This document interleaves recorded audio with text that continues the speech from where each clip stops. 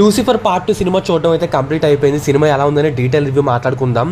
Actually last 10 days నుంచి నేను తెగ హైప్ ఇచ్చుకుంటున్నాను. అరే సినిమా హిట్ అయిపోతుంది, పార్ట్ 1 లాక్డౌన్ టైంలో 2-3 టైమ్స్ చూసేసాము, ఈ పార్ట్ 2 ఇంకా వేరే లెవెల్లో ఉంటుంది, ఆ ఫ్లాష్ బ్యాక్ అసలు స్టోరీ ఇక్కడే కదా ఉంది అని నేను తెగ ఓవర్ యాక్షన్ బిల్డప్ ఇచ్చుకుంటూ ఉన్నాను అనమాట. తీరా థియేటర్లోకి వెళ్ళిన తర్వాత బుడగ పేలినట్టు తుస్సుమన్నాను. ఏం చెప్తాను, దరిద్రం అలా ఏడ్చిందనమాట.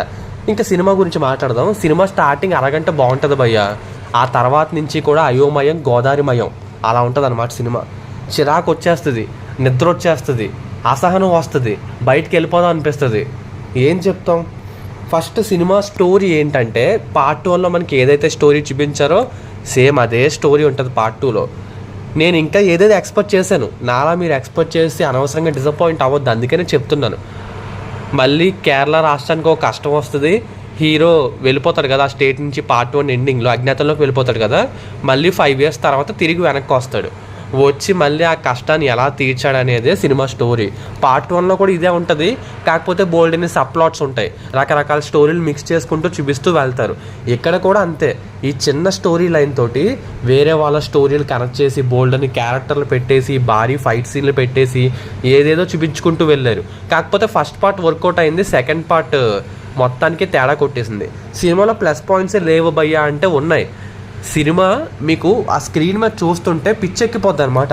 ఒక్కొక్క విజువల్ ఒక్కొక్క డైమండ్ అని చెప్పొచ్చు. ఎస్పెషల్లీ ఫస్ట్ హాఫ్లో విజువల్స్ అయితే వేరే లెవెల్ భయ్యా.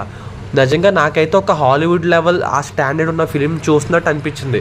అదంతా కూడా సినిమాటోగ్రాఫర్ గొప్పతనం అని చెప్పాలి. ఇంకా మ్యూజిక్ అక్కడక్కడ పర్వాలేదు, ఎలివేషన్లో వచ్చినప్పుడు కొన్ని బిట్లు బాగానే పేలయ్యి. అండ్ సినిమాలో ఎలివేషన్ సీన్స్ కూడా చాలా బాగుంటాయి, ఫైట్ సీన్లు కూడా అదిరిపోయాయి. కానీ ఆ ఫైట్ ఎందుకు వచ్చిందిరా అంటే చిరాకు వస్తుంది అనమాట. ఆ రీజన్ మనకి చిరాకు తెప్పించేలా ఉంటుంది. ఇవి తప్పిస్తే సినిమాలో మిగిలినవన్నీ కూడా మైనస్ పాయింట్సే. స్టోరీ బాగాలేదు, స్క్రీన్ ప్లే బాగాలేదు, నిద్ర వచ్చేసింది, డల్గా స్లోగా తాబేల్లాగా నడకలా వెళ్తుంది.